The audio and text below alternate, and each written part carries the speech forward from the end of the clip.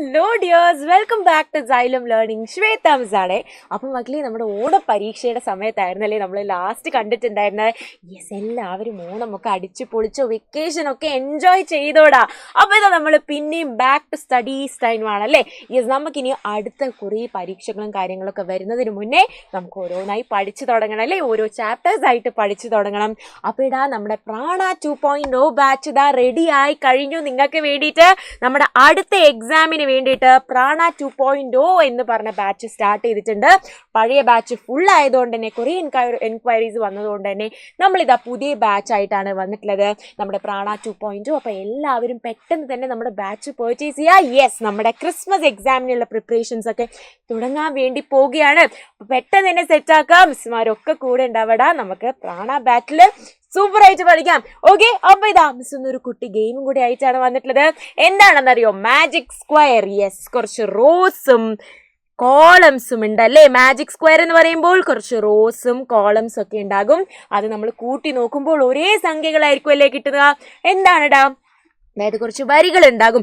ഈ സംഖ്യകളൊക്കെ കൂട്ടുമ്പോൾ അതേ നമുക്ക് ഒരേ സംഖ്യ ആയിരിക്കും കിട്ടുന്നുണ്ടാകുക.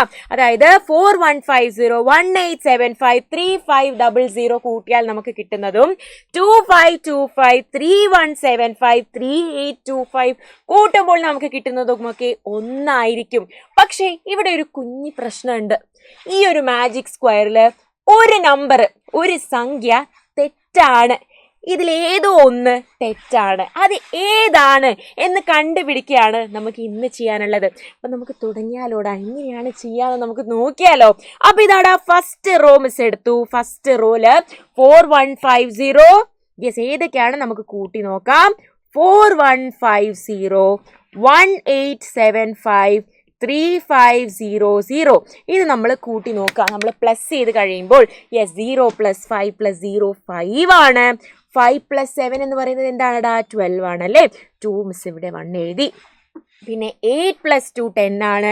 10 + 5 15 ആണല്ലേ. 4 + 1 എന്ന് പറയുന്നത് 5 ആണ്. 5 + 1 6 ആണ്. 6 + 3 9 ആണ്. അപ്പം 9525 ആണ് നമ്മൾ ഇത് മൂന്നും കൂട്ടിയപ്പോൾ കിട്ടിയത്. അപ്പം എടാ, അടുത്ത റോ കൂട്ടുമ്പോഴും നമുക്ക് ഇത് തന്നെ കിട്ടണം അല്ലേ. അങ്ങനെ കിട്ടിയിട്ടില്ലെങ്കിൽ അതിലേതോ ഒരു സംഖ്യയാണ് തെറ്റ് എന്ന് നമുക്ക് മനസ്സിലാക്കാം. അപ്പം ഇതാ 2525 3175 3825. 5 + 5 + 5 15 ആണല്ലേ.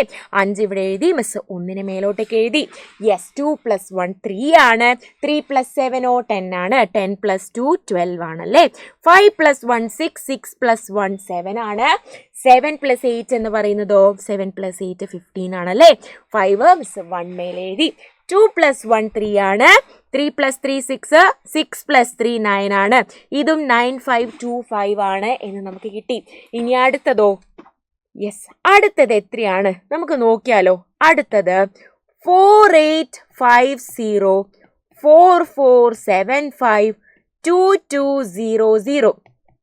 ഇത് കൂട്ടുമ്പോൾ നമുക്ക് എന്താണ് കിട്ടുക? 0 + 5 5 ആണ്. 7 + 5 7 + 5 12.